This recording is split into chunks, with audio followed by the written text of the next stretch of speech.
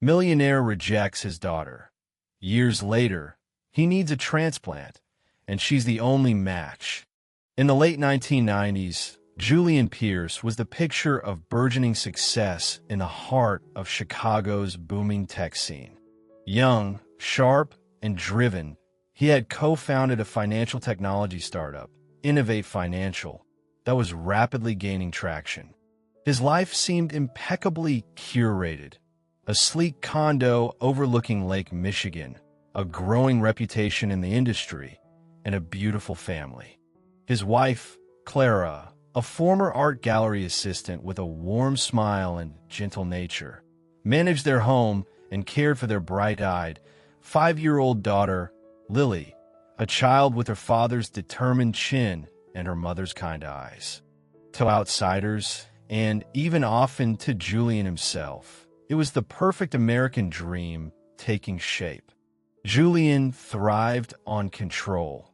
In his business dealings, in his meticulously organized life, and he assumed in his marriage. He worked long, demanding hours, fueled by ambition and caffeine, often returning home after Lily was asleep. He loved Clara and Lily, or rather, he loved the idea of them, the image they projected, the stable anchor they provided for his soaring ambition. He showered them with gifts, designer clothes for Clara, the latest toys for Lily, mistaking material provision for emotional presence. The shattering began subtly. A missed call Clara didn't explain, a vague errand that took longer than expected, a slight emotional distance he initially dismissed as tiredness. But Julian's sharp mind, trained to detect anomalies in market data, started noticing patterns. Suspicion, an unfamiliar and corrosive acid, began to eat at him. He hired a private investigator, a decision made coldly, clinically, like analyzing a competitor's strategy. The investigator's report landed on his expensive mahogany desk like a bomb. Digital photos, time-stamped messages, clandestine meetings. Clara was having an affair with a struggling musician she'd reconnected with from her past. The betrayal struck Julian not just in the heart, but deep in his pride, his ego. His perfect life, his controlled environment had been violated. Rage, cold and absolute, consumed him. His fury, however, fixated irrationally on Lily. In the throes of his narcissistic injury, poisoned by the revelation of Clara's deceit, a dark thought took root. Was Lily even his? The timing, the secrecy, it all fed into a narrative of ultimate betrayal he constructed in his mind. He confronted Clara, not with sorrow, but with venom. Whose child is she? Clara, he demanded, his voice tight with suppressed violence. Clara, weeping, shocked by the accusation on top of her own guilt, swore Lily was his. Julian, please, I made a terrible mistake, but Lily is your daughter. Look at her. But Julian was beyond reason. Blinded by rage and a desperate need to regain control by inflicting pain, he demanded a DNA test. Clara, heartbroken but desperate to salvage something, agreed immediately. The results came back unequivocal. Julian Pierce was Lily's biological father with 99.99% certainty. A rational man might have felt relief, might have focused his anger on his wife's actions while protecting his child. But Julian wasn't rational.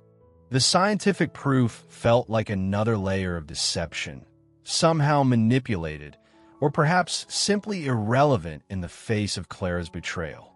He couldn't separate the child from the mother's perceived sin. Seeing Lily became seeing the affair, the humiliation, the shattering of his perfect image. The final confrontation was brutal.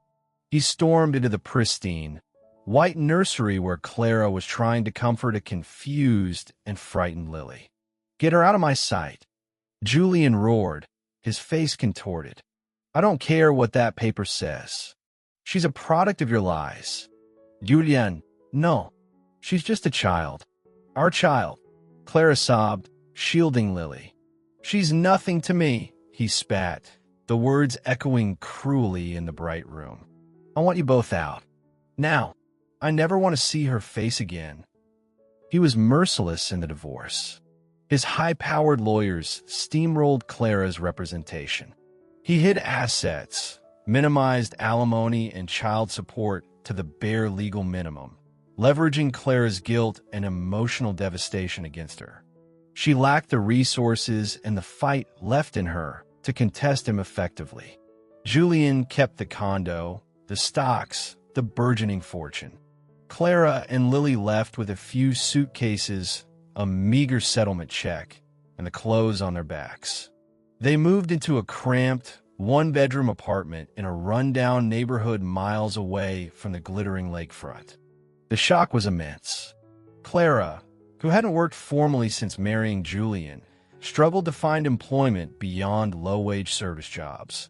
Waitressing, cleaning houses, retail shifts. She worked tirelessly, often juggling 2 or 3 jobs, exhaustion etched onto her face. 5-year-old Lily, bewildered and heartbroken, couldn't understand why Daddy was so angry, why they had to leave their pretty house, why Mommy cried so much at night when she thought Lily was asleep. The shattering was complete, casting mother and daughter adrift, while Julian, sealing off that part of his life like a diseased limb, began meticulously rebuilding his world, determined to erase them entirely from his existence. The 2 decades that followed saw Julian Pierce's star ascend ever higher, while Clara and Lily navigated a reality starkly different. Julian threw himself into Innovate Financial with renewed, almost obsessive focus. The pain of Clara's betrayal and his own subsequent cruelty was buried deep beneath layers of work, ambition, and the acquisition of more wealth. Within 2 years, he met Eleanor Ainsworth, a sophisticated interior designer with her own ambitions and an appreciation for Julian's success and decisive nature. Their courtship was swift, pragmatic. Eleanor wasn't looking for deep, emotional intimacy. She was looking for partnership, status, and security, all of which Julian provided in abundance. They married and bought a sprawling mansion in the affluent suburbs north of Chicago. Julian and Eleanor had 2 sons, Marcus and Sean, raised in privilege, attending elite private schools, oblivious to the existence of their half-sister or the brutal circumstances of their father's first divorce. Julian was a demanding father, expecting excellence, providing materially, but remaining emotionally distant, replicating the patterns of his own ambition-driven life. He rarely spoke of Clara or Lily.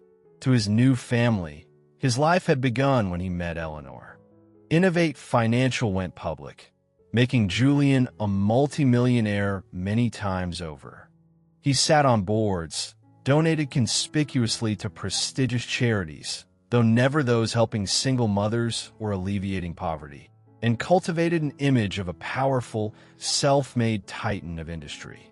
Yet, sometimes in the dead of night, the ghost of a little girl's confused face would flicker in his mind, quickly suppressed by anger or another business problem demanding his attention.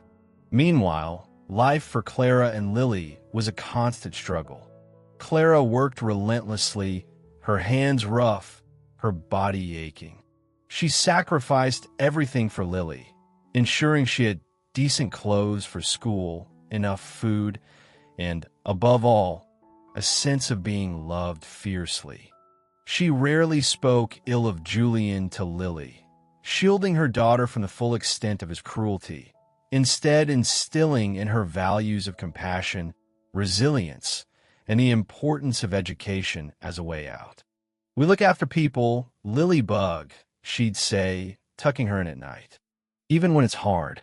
Especially when it's hard. We don't abandon people."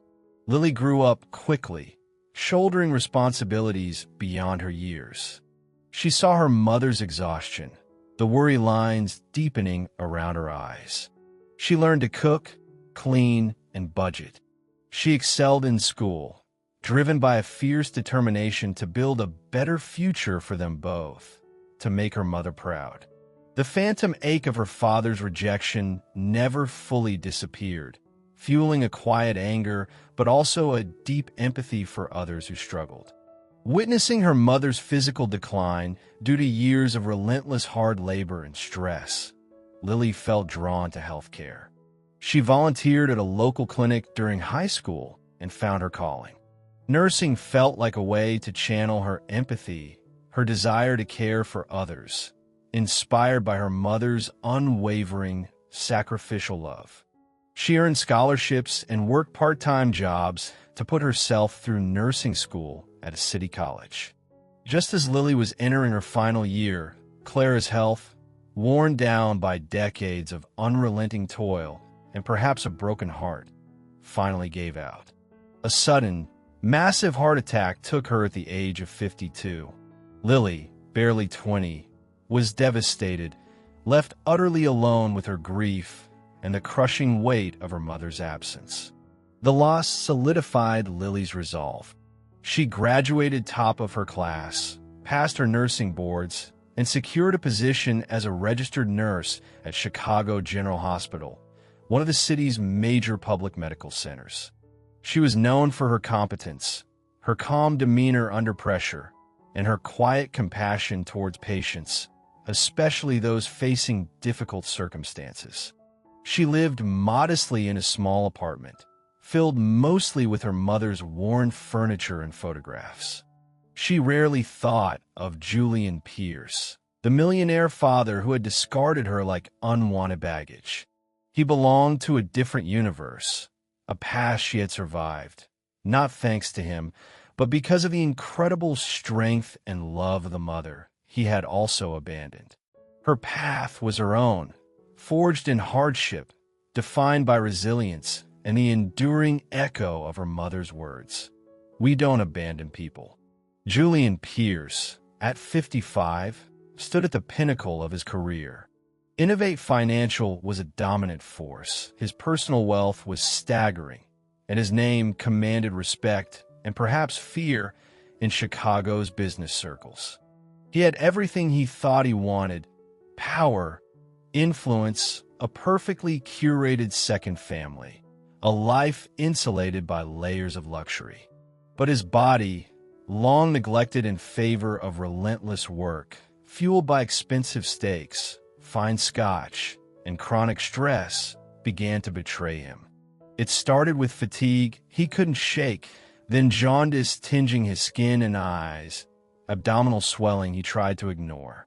Finally, a collapse during a board meeting forced him to confront his failing health. The diagnosis, delivered by top specialists at the exclusive St. Augustine Medical Center where he occupied a lavish VIP suite, was grim: end-stage liver failure, likely due to non-alcoholic steatohepatitis exacerbated by years of high-stress living. His liver was damaged beyond repair. Without a transplant, he had months, perhaps only weeks, left. Panic, cold and unfamiliar, gripped Julian. Death was the ultimate loss of control, an enemy his wealth couldn't defeat. He demanded the best care, the fastest track onto the transplant list. His wife, Eleanor, outwardly concerned, but perhaps inwardly calculating the implications for her own lifestyle, hovered solicitously. His sons, Marcus and Sean, now young men immersed in their own privileged lives, paid dutiful visits, their discomfort palpable. The transplant team, led by the renowned surgeon Dr. Merez, began the urgent process of finding a compatible donor. Living donation, where a healthy person donates a portion of their liver, offered the best chance given Julian's critical condition. Family members are often the first candidates checked for compatibility. Eleanor was tested, not a match.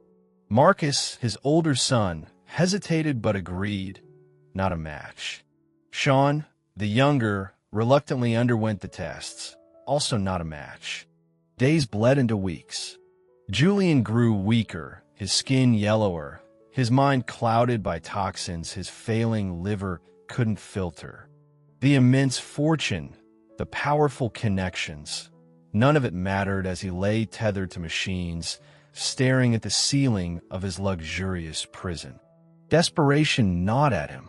He prayed, bargaining with a God he hadn't acknowledged in years, offering wealth, repentance, anything for a second chance. He snapped at nurses, demanded constant updates from Dr. Merez, his usual commanding presence reduced to the petulance of fear. The transplant coordinator, a patient woman named Sarah Jenkins, worked tirelessly, expanding the search beyond his immediate family. Standard procedure involved checking medical histories and potential relatives.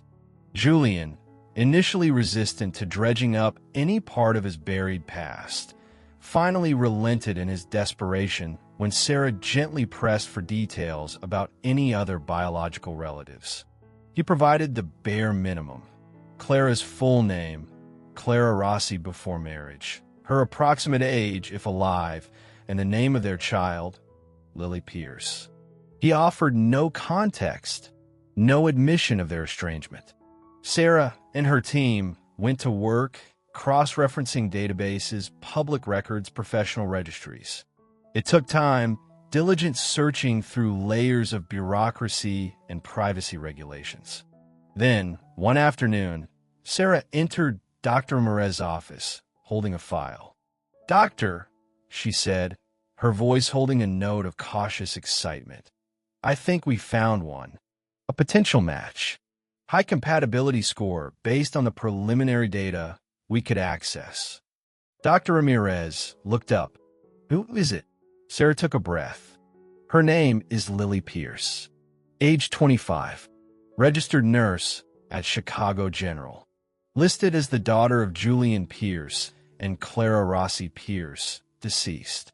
Dr. Ramirez felt a chill despite himself. He knew Julian Pierce by reputation: ruthless, powerful, private. He hadn't known about a daughter from a previous marriage. He picked up the phone to deliver the news to his high-profile patient, bracing himself for the reaction.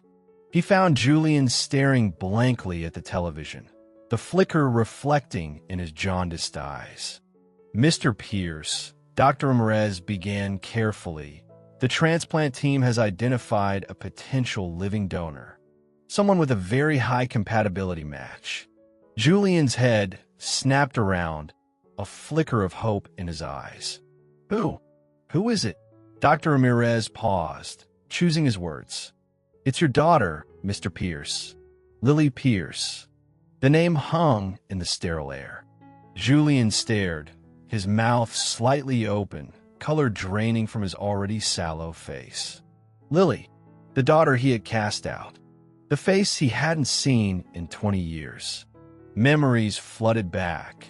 A little girl's trusting hand in his, her laughter, the devastating rage on his face in the nursery, the finality of his rejection. Guilt, sharp and agonizing, pierced through the fog of his illness. His only hope for survival was the child he had willfully abandoned, the living embodiment of his greatest shame. The reckoning had arrived, not as divine punishment, but as a desperate, biological imperative. He closed his eyes, a single tear tracing a path down his sunken cheek. "Find her," he whispered, his voice raspy. Tell her, I need her." The call came during Lily's lunch break in the busy nurses' station at Chicago General. It was Sarah Jenkins, the transplant coordinator from St. Augustine's. The name Julian Pierce jolted Lily, dredging up a maelstrom of buried emotions. Anger, hurt, a strange, hollow curiosity. Sarah explained the situation calmly, professionally. Her father's critical condition, the urgent need for a liver transplant, the lack of matches within his current family, and the discovery that Lily was a highly compatible potential donor. Lily listened in stunned silence, the clatter of the hospital around her fading into a dull roar. Her father, the man who hadn't acknowledged her existence, for 2 decades.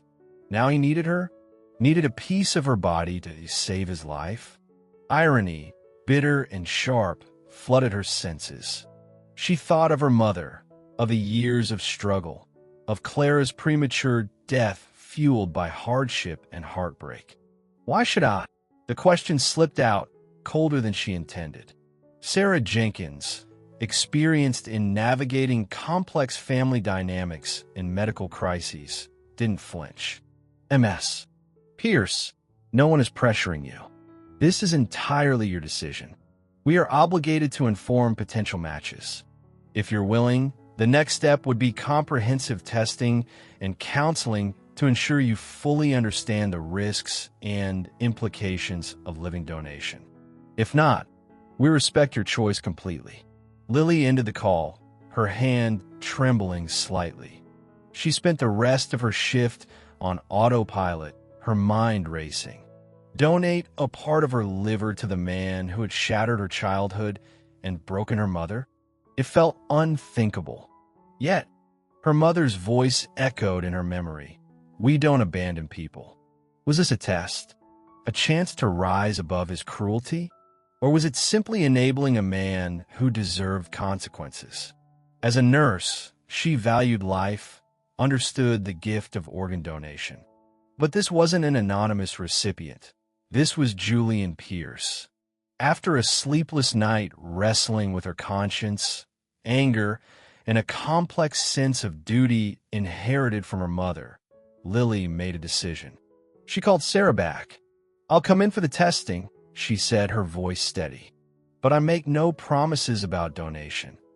The testing confirmed it. She was a near-perfect match. The transplant team counseled her extensively on the surgery, the risks, pain, infection, complications, even, rarely, death, the recovery time. Lily absorbed the information clinically, detaching her emotions as she often did at work. But when the time came to meet Julian, the emotional wall crumbled. She walked into the opulent VIP suite. Her simple nurse's scrubs a stark contrast to the luxurious surroundings. Julian lay in the bed, diminished, tubes connecting him to humming machines. He looked frail, old, stripped of the intimidating power she vaguely remembered. His eyes, yellowed and fearful, widened as she entered. Eleanor and his sons were absent, perhaps unwilling to face this ghost from his past. Or perhaps Julian had asked for privacy. "Lily," his voice was a dry whisper. He struggled to lift a hand. "You came. How? How are you?" Lily stood near the foot of the bed, her hands clasped tightly in front of her. She kept her voice level, professional, betraying none of the turmoil inside. "I survived," she said, the words clipped. "No thanks to you." She paused, letting the weight of her next words settle. "Mom didn't. She died 5 years ago. Heart attack. Worked herself to death, trying to give me the life you denied us." Raw anguish contorted Julian's face. Sobs racked his weakened body. "Oh God, Clara, Lily, I was wrong. So wrong." Tears streamed down his cheeks. Pride, anger. "I was a fool. A monster. Please, Lily. My baby girl. Please save me. I'm begging you." Lily watched him, unmoved by the tears she suspected were born more of fear than genuine remorse. The little girl inside her who had craved his love was long gone, replaced by a woman who had seen too much hardship to be swayed by belated dramatics. She remained silent for a long time, the only sound the rhythmic beeping of the monitors. Finally, she spoke, her voice quiet but firm. "I thought about this. About Mom. She wouldn't have wanted me to let anyone die if I could help them. Even you." Julian's eyes filled with desperate hope. "So, I'll consider the donation," Lily continued, cutting off his nascent relief. "But on one condition." "Anything, Lily. Anything. You need to tell the truth," she stated. "Publicly. To your wife, your sons, your company's board, and key employees. All the people whose respect you've bought. while hiding what you did to us. I want them to know who you really are. I want you to acknowledge what you did to me and to my mother." Julian stared aghast. His carefully constructed world, his reputation, she was demanding he shatter it himself. It was a price almost as terrifying as death. He looked at the monitors displaying his failing vital signs, then back at the unwavering resolve in his daughter's eyes so much like his own. He saw no mercy there, only justice. "All right," he croaked, defeat settling over him. "I'll do it." A few days later, a secure video conference was arranged from Julian's hospital suite. Eleanor and his sons joined remotely, their faces wary.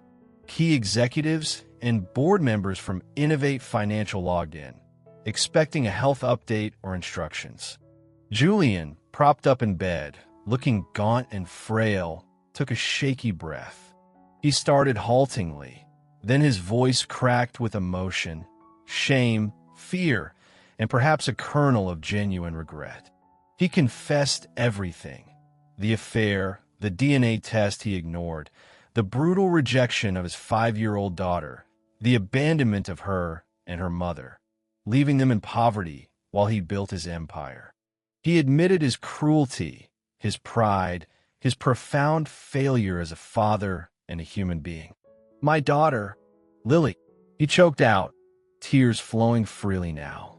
"She is the only one who can save my life now. And I threw her away like she was nothing. Because of my ego, my stupidity." He looked directly into the camera, though he couldn't see Lily, who was not on the call. "Lily, if you ever hear this, I don't deserve you. I don't deserve your help. I am so sorry." The reactions on the call ranged from stunned silence to visible shock and disgust. Eleanor's face hardened into a mask of cold fury before she abruptly ended her connection. Marcus and Sean stared, horrified, then quickly followed suit, their screens blinking out. The executives exchanged uneasy glances, the carefully crafted image of their infallible leader dissolving before their eyes. Julian was left staring at the blank screen, utterly alone with the wreckage of his reputation, the price for a chance at survival demanded by the daughter he had wronged so grievously. The dual surgeries, the removal of a portion of Lily's healthy liver and the transplant into Julian, were complex but successful. Dr. Morez and his team worked meticulously, the atmosphere in the operating theater's tense but focused. Lily's recovery was painful but steady. She was young, healthy, and resilient. Julian's recovery was slower, more arduous, his body weakened by prolonged illness, but the transplanted liver began to function, slowly clearing the toxins from his system. When Julian finally emerged from the fog of anesthesia and painkillers, coherent and aware, Lily was sitting quietly by his bedside. She wasn't wearing her nurse's uniform, but simple street clothes. In her lap, she held a small, slightly faded photograph. Julian's eyes focused on her, filled with a mixture of gratitude, shame, and uncertainty. "Lily," he whispered. She didn't meet his gaze immediately, instead looking down at the photo. It showed a much younger Clara, smiling radiantly, holding the hand of a small girl with bright eyes and pigtails.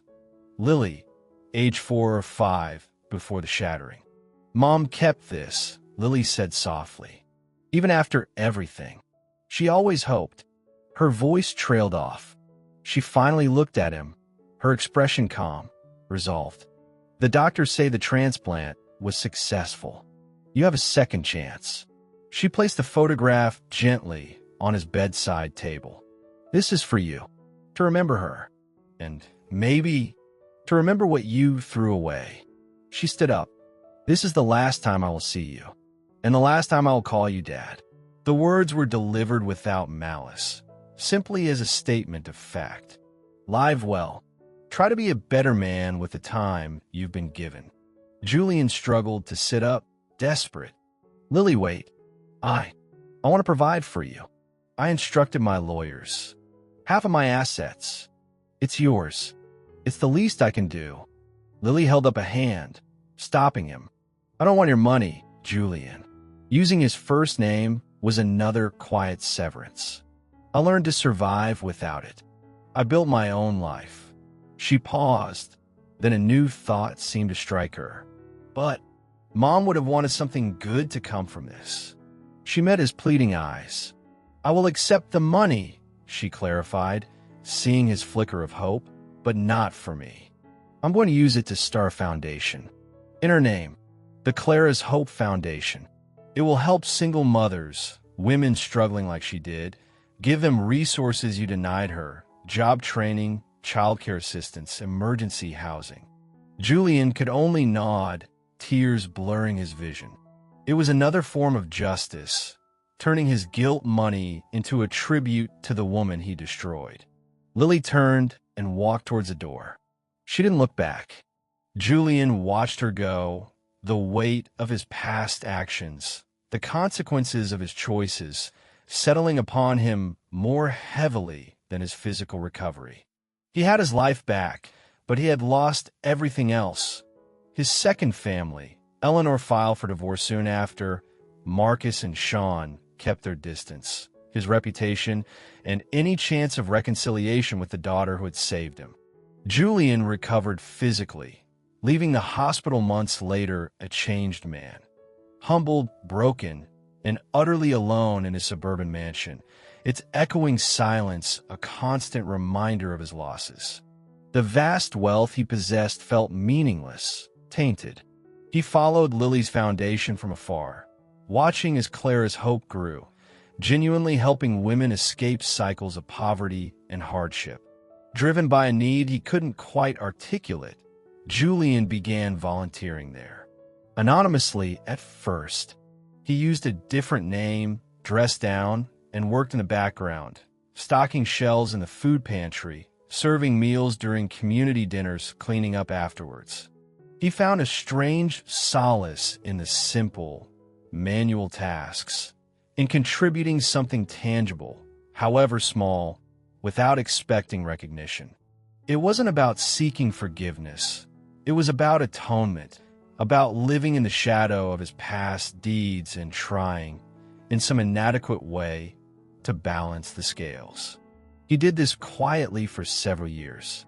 Then, one evening, while ladling soup in a bowl for waiting families, he looked up and saw Lily standing across the room, observing him. She was overseeing the evening's operations, her face calm, mature, radiating quiet competence. Their eyes met. There was no shock in hers, only a gentle recognition. She walked over after the rush subsided. They stood in silence for a moment amidst the lingering scent of food and disinfectant. "You've been coming here for a while," she stated softly, not accusingly. Julian nodded, unable to speak, bracing for condemnation. Lily looked around the bustling room, at the women chatting, the children eating.